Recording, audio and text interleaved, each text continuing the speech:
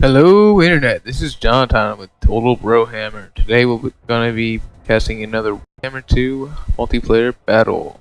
Alrighty, so I'll be taking the High Elves and we'll be fighting the Lizardmen today. So I'm going to put in slow motion and we'll go over the army comps. So for my lord, I brought a prince on a sun dragon. And I brought a bunch of his abilities here. Blade of Bell.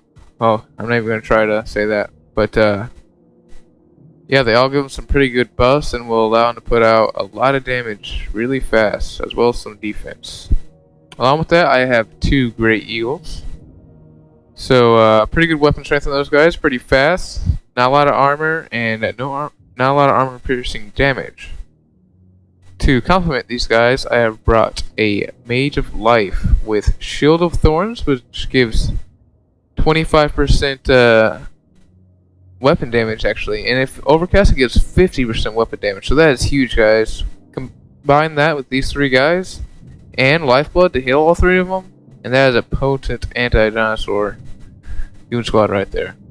So for my front line, I brought 3 spearmen and 4 white lions of trace, and for my back line, I brought 2 Phoenix Guard. Now Phoenix Guard are fantastic at destroying large, heavily armored dinos.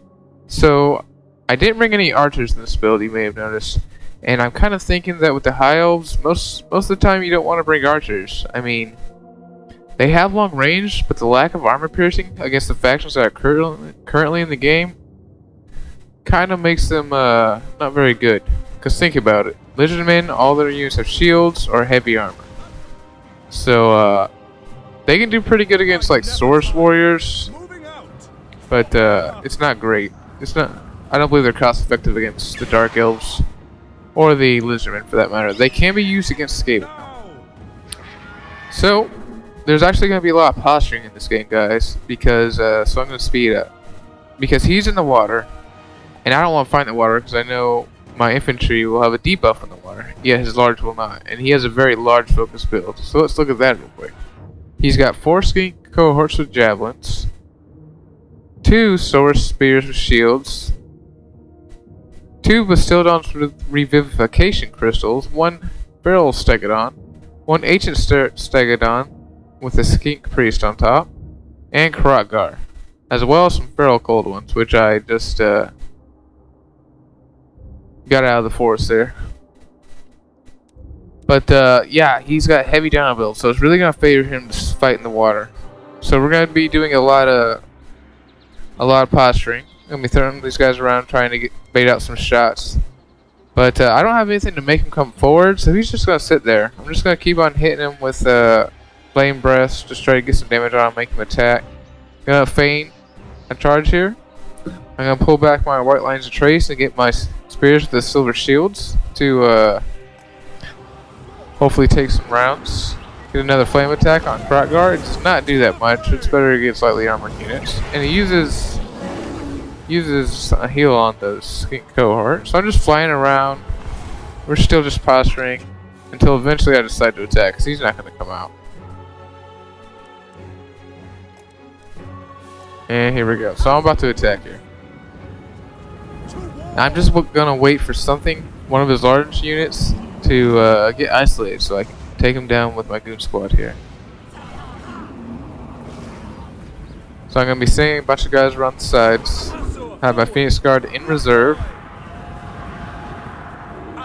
So if any of his units gets isolated, they're just going to get destroyed by these Phoenix Guard or the squad right here. As long as I have some infantry support, these guys shouldn't do too bad. So I'm going to engage on the flanks first. And I'm going to see these guys are pretty isolated, so I'm just going to come down and do a bit of damage in the rear. And then just pull through when I see these guys come here. Because I knew these guys would respond like that.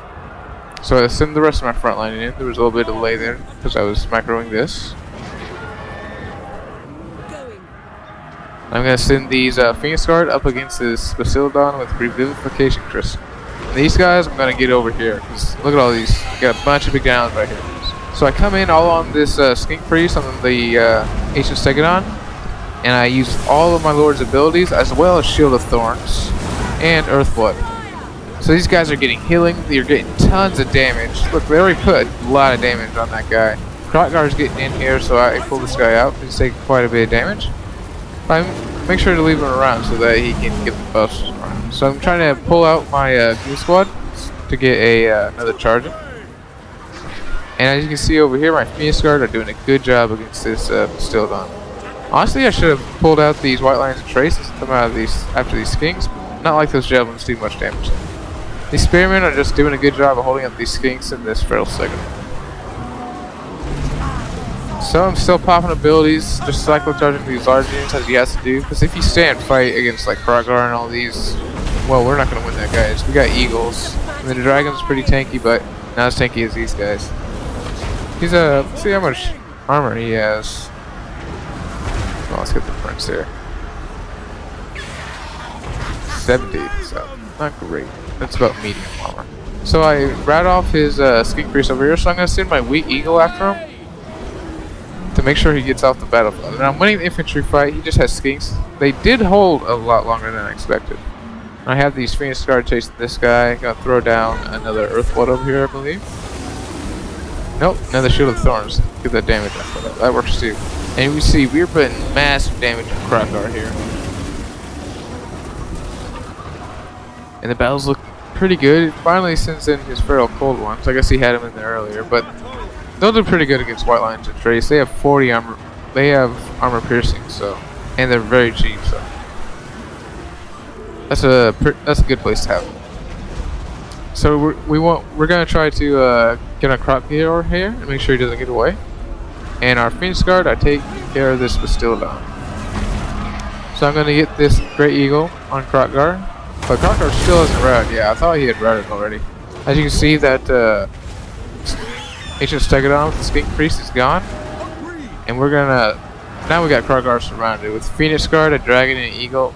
No way he's gonna survive that. So he's got a pocket over here, but really our troops just outclassed by a lot. So I'm gonna split up my Lord and my 2 Eagles after all 3 of these high value targets to make sure they don't come back. But at this point, it's pretty much over, and his army begins to shatter. So yeah, he went with a very dinosaur heavy build. And as you can see, with a couple Phoenix Guard and some Flyers, along with a Mage of Life, or any magic that can really buff your guys' weapon damage, and now there's a lot of lures with that kind of magic now. You can really deal with these dino builds. So let's see how we did here. Prince did pretty good, and our Eagles, they didn't get a ton of kills, but they were fighting the big units, so they got the kills that matters. Not that any of them actually died. Phoenix Guard didn't get a ton of kills either. And White Lions of Trace didn't take too much damage. These guys must have been the ones fighting those Feral Cold Ones. But yeah, we won that pretty handily, I would say. Only 251 losses. A third of our army lost compared to half of his. I'm liking it.